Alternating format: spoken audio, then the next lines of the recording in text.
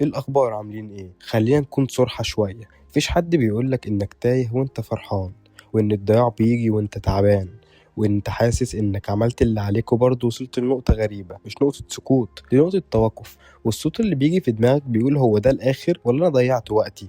والاصعب انك ما تعرفش تشرح اللي جواك لحد، فساعتها تقول كلمة سهلة جدا تمام وتمشي. فتعالوا نبدأ الحلقة السابعة من السلسلة، وزي ما انتوا عارفين ان احنا هنا في انتيكا بنحكي عشان نفهم نفسنا مش نحكم عليها. فيلا بينا نخش في الحلقة.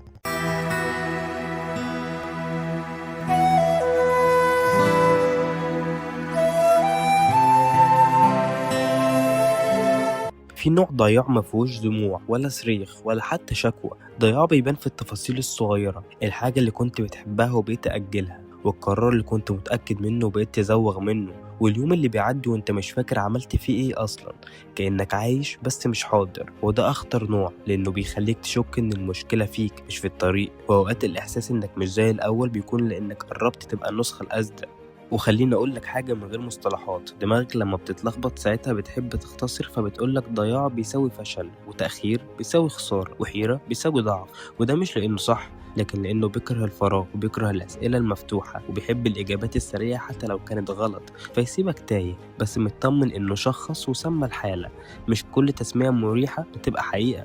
وخلينا نقلب الصورة شوية، ايه رأيك لو الضياع مش مرحلة بعد الفشل، لكن مرحلة قبل الفهم؟ يعني انت مش وقعت قد ما هو المكان ده خلص دوره، زي برنامج اشتغل وقضى وظيفته وبعدين قفل من غير انذار.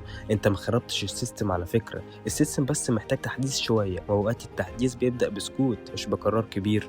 احنا اتضحك علينا بفكرة لازم تبقى عارف هتعمل ايه، بس الحقيقة ولا حد كان عارف. كلهم كانوا بيجربوا بس واثقين شوية.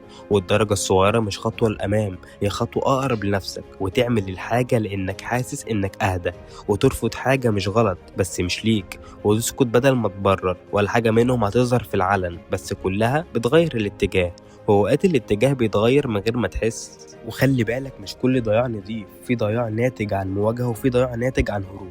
الفرق ان الاول متعب بس واعي، والتاني مريح بس فارغ. لو بتتعب وانت تايه غالبا بتقرب، ولو مرتاح زيادة ومفيش سؤال واحد في دماغك راجع نفسك، لان الراحة مش دايما دليل صح. وفي لحظة هتيجي في دماغك مش هتحس فيها انك لقيت نفسك خالص، لكن هتحس انك مش محتاج تمثل، مش محتاج تشرح ولا تسبق ولا تثبت.